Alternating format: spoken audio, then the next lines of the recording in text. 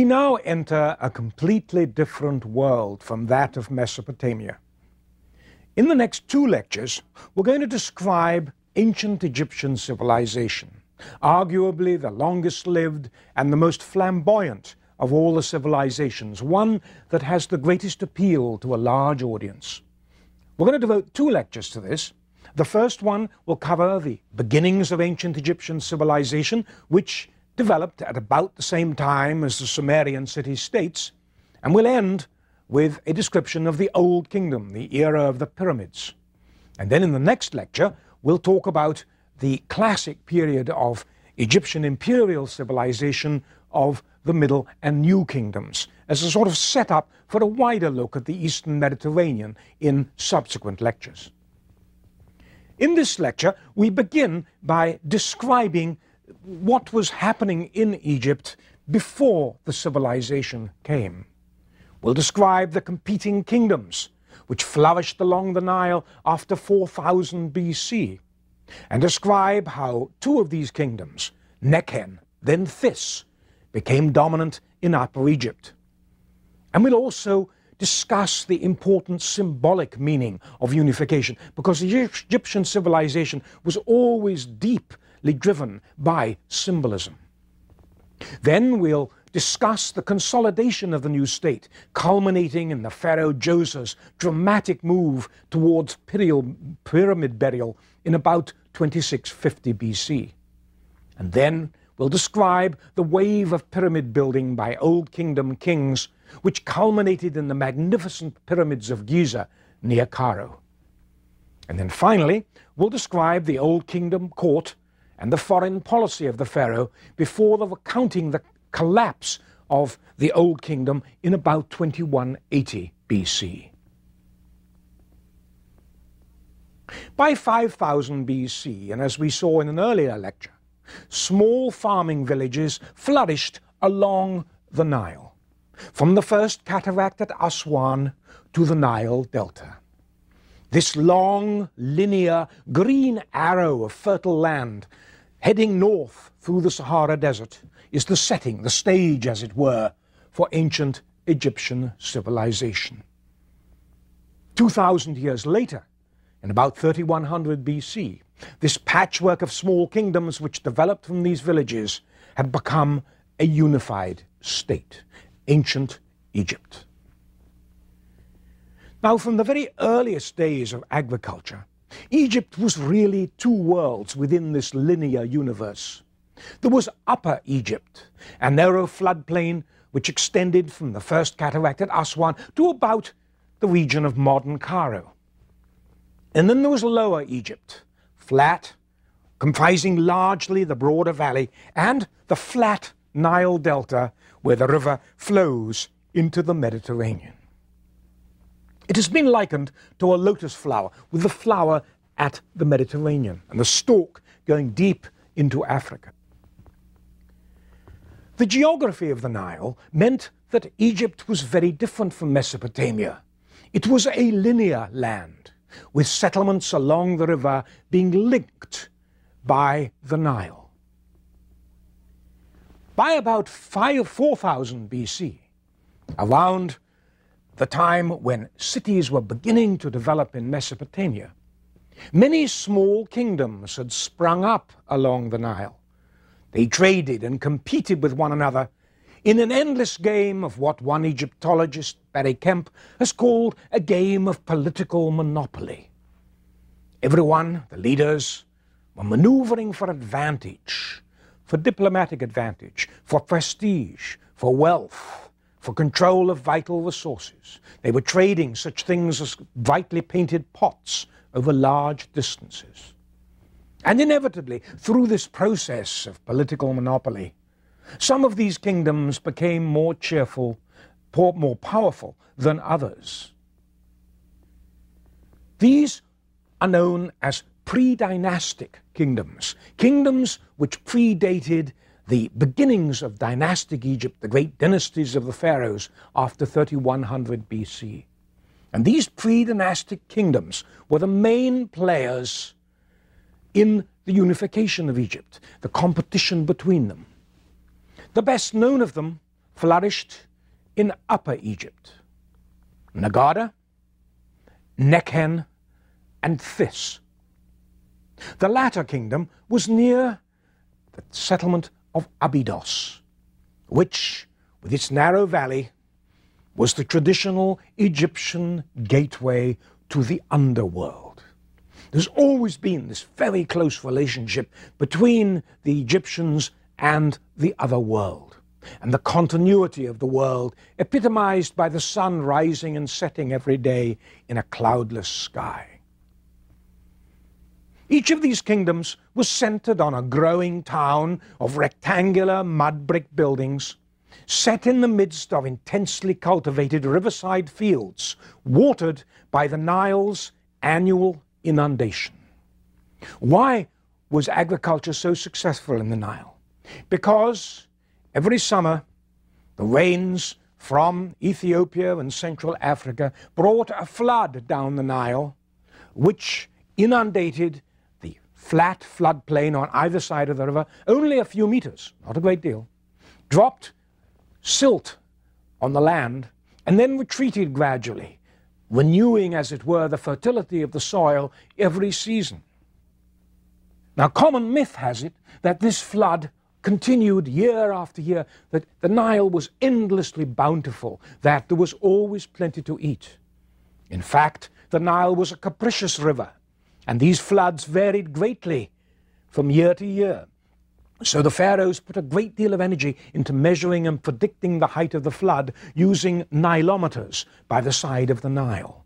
And years of experience allowed the priests to predict fairly accurately how good the flood will be. And the difference between a good flood and a bad flood was only a few meters. A good flood could be too much and would carry everything on the floodplain before it. A bad flood brought no rain to the fields. But it's interesting to go back to the pre-dynastic. Places like Nekhen, downstream of modern-day Luxor, which achieved a dominance in Upper Egypt after 3400 BC, relied on agriculture which depended entirely on the flooding of the fields by the river. There were no great irrigation schemes. Irrigation schemes came in much later, during the Middle and New Kingdoms, when the pharaohs paid a great deal of attention to adequate food supplies. So the agriculture was very simple. It was driven by the Nile flood. Now, Nekhen's prosperity came from trading its well-known plum-red-colored pottery, which was fired near the town. But it was another thing too. It was also an important religious center for an ancient falcon god, the god Horus. Now, it's a great mistake to think that these ancient Egyptian kingdoms traded only among themselves. They didn't. They also traded with other polities which competed with them in the delta, far downstream. How could they do this? Because the Nile is wonderfully set up for navigation. The prevailing winds blow from the north, so you can sail in front of the wind up the river.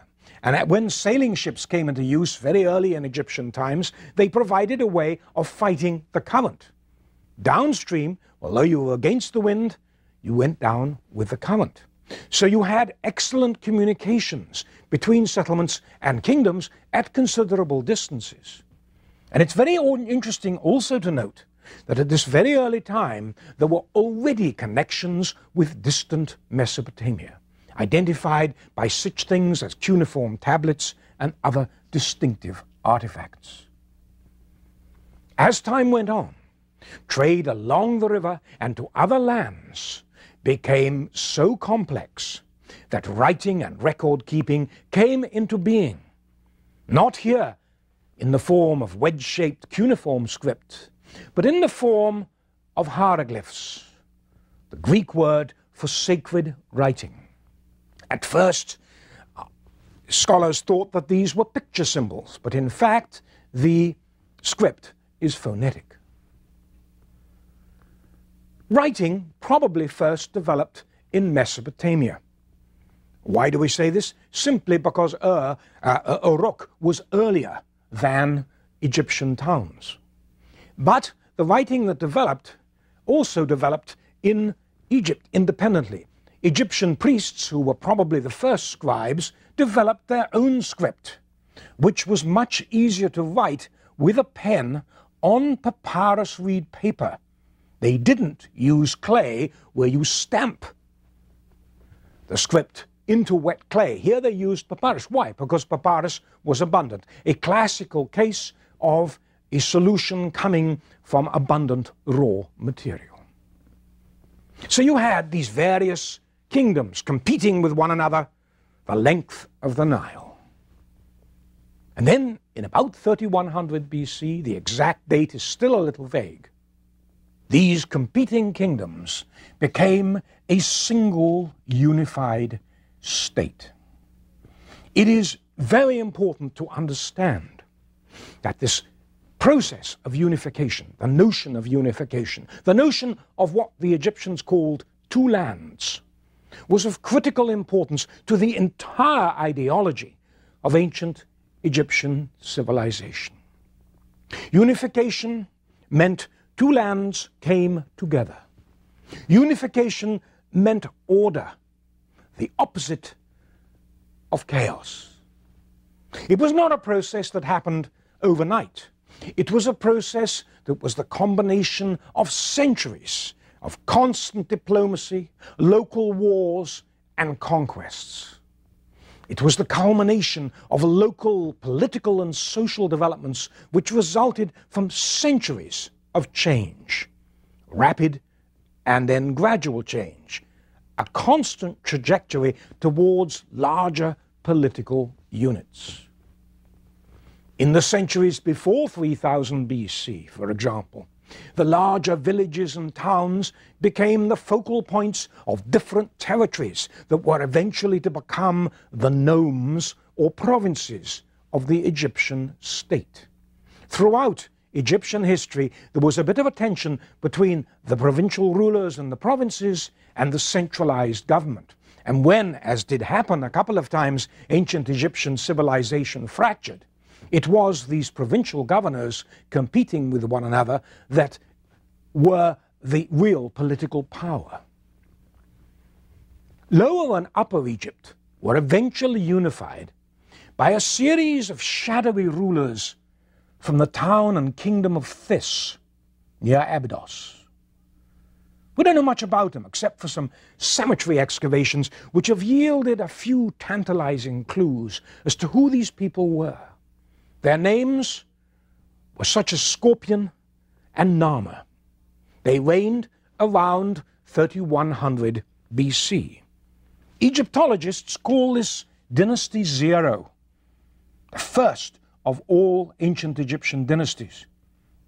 We don't know much about these people except that they were skilled traders and warriors. They certainly traded as far as the Delta, if not further afield. There was, for example, an active trade in wine between the Delta and Upper Egypt. And they also conquered Nekhen and became increasingly dominant. Now, we will never know the details of unification beyond the fact that it was a long process of negotiation and warfare. The Egyptians themselves cloaked unification in mythic terms. Each pharaoh ruled as Horus, the falcon god, a manifestation of the god of heavenly power and the skies. The falcon-headed god symbolized good order. His antagonist was a snouted creature, Seth, the epitome of chaos and disorder.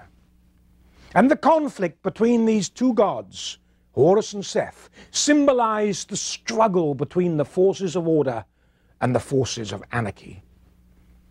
According to Egyptian myth, perpetuated for many centuries, the two gods fought over the right to inherit the kingdom. But Geb, the deity of earth and lord of the gods, reconciled them in an act that symbolized the triumph of order over chaos. And from unification onwards, from 3100 BC, Egyptian belief and ideology was based on the notion of stable and wise government by pious kings who presided over a harmonious, unified world, the two lands. Unification was followed by several centuries of consolidation. Obviously, this was a difficult process involving large distances and obviously unruly, rebellious competitors. As far as we know, the first pharaoh of a truly unified Egypt was King Horus Aha, sometimes called Menes, who moved the royal capital from Abydos downstream to Memphis, quite close to Cairo, the city of the creator god Ptah. He and his successors consolidated their domains from a patchwork of small kingdoms into a simple, single political entity. Horus Aha and his successors ruled like gods, for they were the descendants of much earlier desert tribal shamans who had kept the forces of evil like foreign invaders, famine, and disasters at bay. They did the same thing. The barometer of this consolidation is what we know about their burials. The earliest Egyptian kings were buried at Abydos in subterranean mud brick tombs close to the ancient entry to the underworld, their tomb marked by a mortuary enclosure above ground. A low earthen mound lay inside the enclosure, a symbolic depiction of the primordial earthen mound of Egyptian creation, which had been formed at the moment when creation began.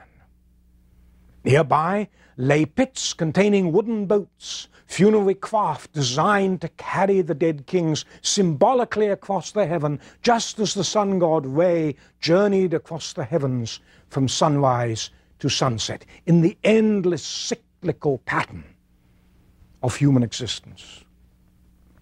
For 4 centuries, this so-called archaic period of Egyptian civilization, the pharaohs wrestled with the problems of consolidating their domains.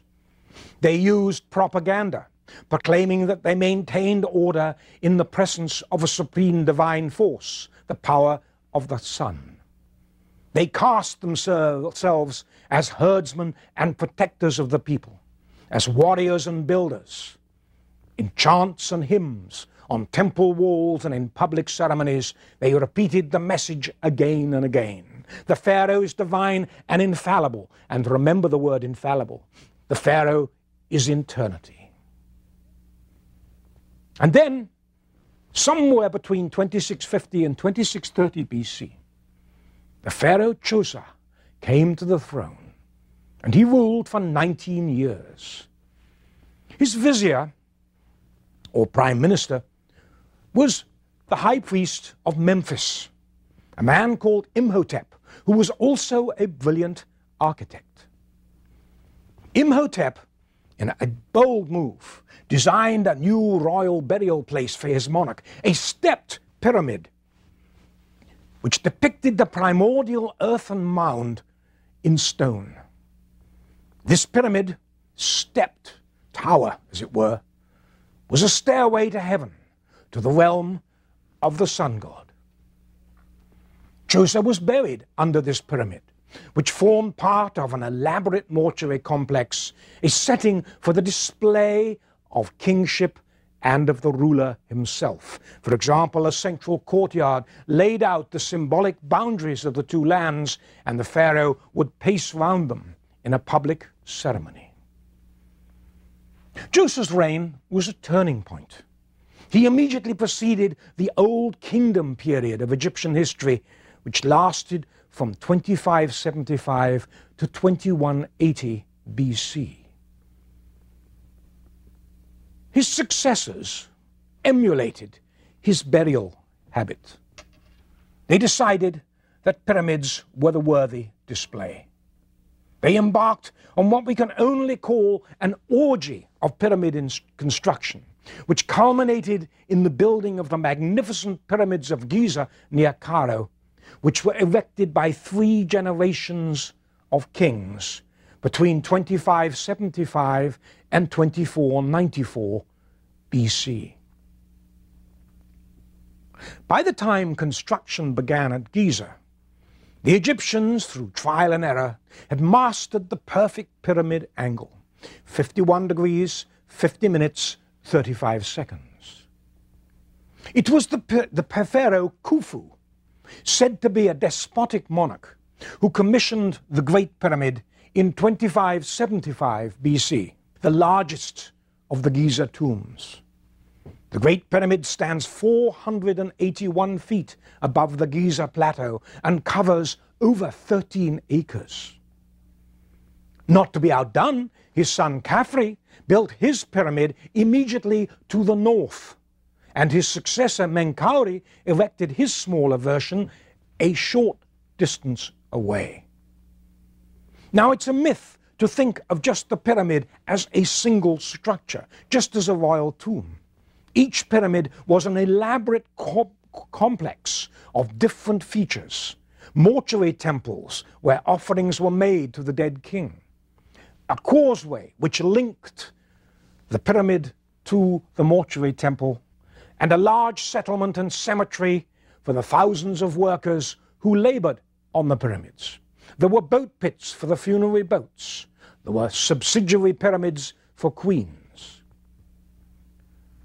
An elaborate complex, each of them, which cost enormous price in resources. Everybody in ancient Egypt was paid in wages, and the labor forces required to build these pyramids were enormous. And it seems that the populations of entire villages labored on the pyramids during the dry season or the quiet season when there was no agriculture going on. And they were fed by the state. And it's been argued that these pyramids were, in fact, as great public works, a device for fostering unity through the kingdom. Economic unity, where people depended on the state, and political unity by everyone feeling they were serving the sun god. We don't really know, but it seems that unlike the Cecil B. DeMille epics, that the pyramids were not built by slaves, they were built by volunteer labor, by teams from different villages, some of whom have left their inscriptions on the boulders. The pharaohs themselves built the pyramids as their burial places. They were both religious and secular acts, the pyramids.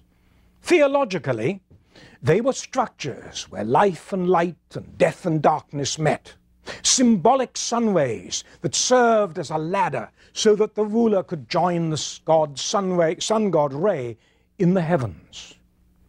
But pyramid building was also a way of bonding the villagers who labored on the royal tombs to the pharaoh, to the service of the sun god, and to the state. In short, pyramids helped define the power of the pharaoh. As many as 20 or 30,000 people labored on the pyramids during the flood months of summer when agriculture became to a standstill. All were fed by the state. Little is known about the Old Kingdom pharaohs except for their reputation, which comes to us from Herodotus, as being authoritarian rulers. They presided over a society where ranks and titles were all important. The pharaoh's life was a rarefied one, of formal protocol and ceremony in a court fraught with tensions and rivals between the king and his powerful provincial governors. There was always a question hanging over the court.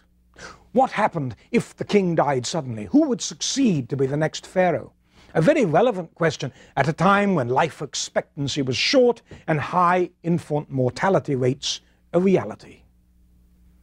The court, riven by powerful factions, presided over a society that itself was like a pyramid, with a teeny privileged elite of nobles, high officials and priests, with lesser functionaries and artisans below them, and at the bottom of the pyramid the vast mass of commoners, whose lives were short, grindingly poor, and consisted of nothing but hard work.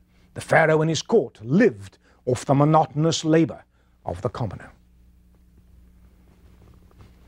The Giza pyramids were the architectural highlight of the Old Kingdom.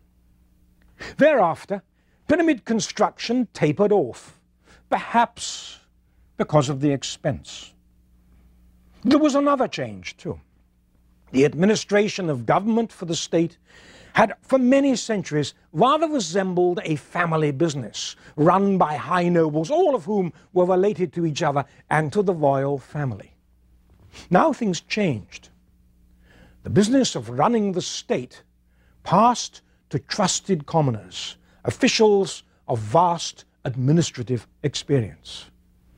More and more of the king's time was spent presiding over his ambitious provincial governors and maintaining overseas trade beyond Egypt's frontiers.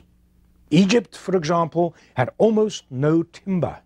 It relied heavily on timber-rich Byblos, a city on the eastern Mediterranean coast, for cedar, the famed cedars of Lebanon of the Old Testament.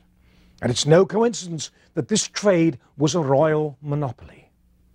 From ports like Byblos, too, the pharaoh's agents acquired goods from Mesopotamian city-states. Successive Old Kingdom pharaohs sent expeditions to the south into what is known as Nubia to acquire slaves, ivory, and other tropical goods.